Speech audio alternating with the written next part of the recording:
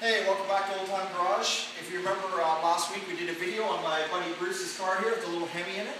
So I told you I'd do an update every week. So here we are. This is, we're going on week 2 and I thought I'd show you what we've done here. So if you remember, I told you this car came in, it was quite wavy. And Bruce doesn't want to spend tens of thousands of dollars. He's not that. He's a hot rodder. It's all about the motor and driving and that kind of stuff. So I mean, he just wants the car to look nice. The guys usually always have cars in primer, and he's decided that, you know what, the whole flat black thing is getting a little tired and a little old. And I kind of agree with him. I mean, I was running flat black on my cars way before it was even cool. And even I'm getting sick of it now. So it's time to put a little color on these cars. And that was the whole purpose at the end of the day anyway. Back in the day, it wasn't to leave them in primer. They were all eventually going to paint them, regardless of whether some of you guys out there think that primer was the only thing back then. So he's going primer, or I mean, he's going paint here. We're going to get out the primer. So anyway, we stripped a lot of the black paint down, and then we've banged out the dents that needed banging out, and then we've tapped in. There was actually dents that had to be tapped in. We filed some of the metal down, and as you can see, we've got the body filler on, and you're probably thinking to yourself as you're watching this video right now, oh my God, look at all the Bondo this guy's using. But no, that's not the case at all. What we do here is we knock everything down, and a lot of times it's easier just to do a light skim coat of body filler and then sand it back off. Rather than doing a little area, like a little circle here and a little circle there, it's better just to skim coat it and knock it down. And if you can see here, like here's a good example. We've put the Bondo, we've put Bondo here, and now we've already back to the metal. You know, the metal's almost showing through here. It's probably hard to see in the video. So you just skim coat it, you block it, and then it comes out nicer that way. Like I say, it's just a lot easier. So we've kind of skim coated the whole car over here and there. You know, we come around to the back, you can see the deck lid is all done. This panel we didn't have to worry about. It's a new panel, a reproduction panel, and it must have been a good one because it's straight, because most of this reproduction stuff you get is half-assed decent. It's never perfect. And but it was good.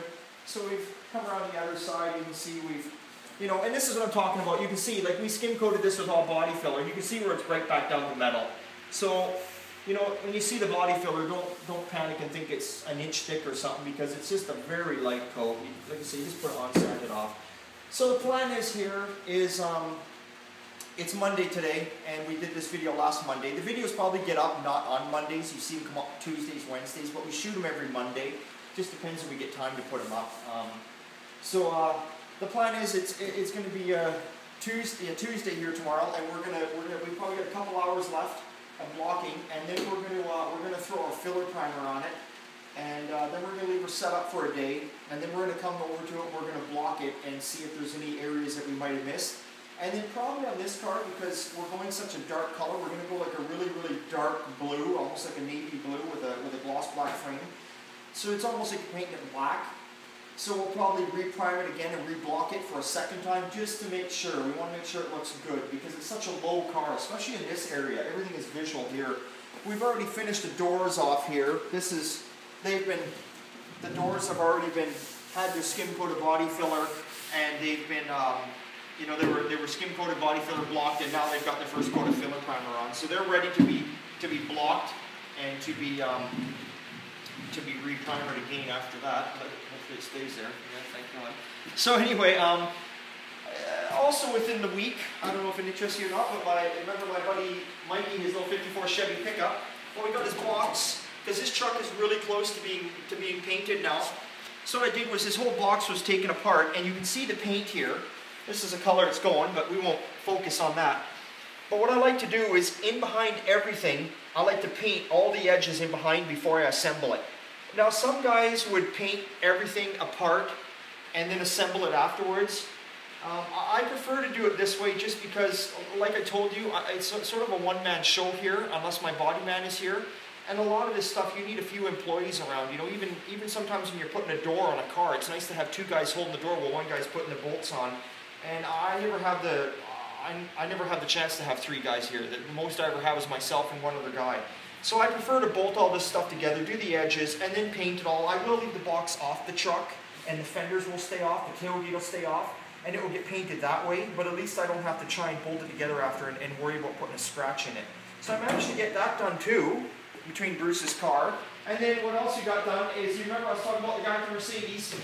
Well, he decided that he wants us to do the car. So the job is there. We're going to do the car.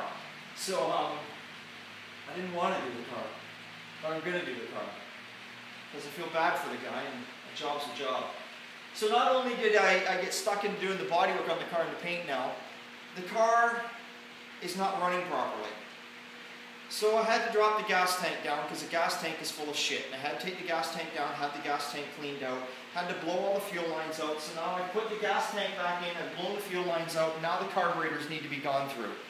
So I am not a Mercedes mechanic. Dropping the tank down was easy enough for me to do, and I just sent it down to a good guy in town here, Fraser Valley Radiators. So he took care of the gas tank for me, and I can blow the gas lines out. That's not a big deal. But as far as the motor-wise goes, you know, I don't know nothing about Mercedes, and you know, I'm a licensed mechanic, but I never worked on this kind of stuff.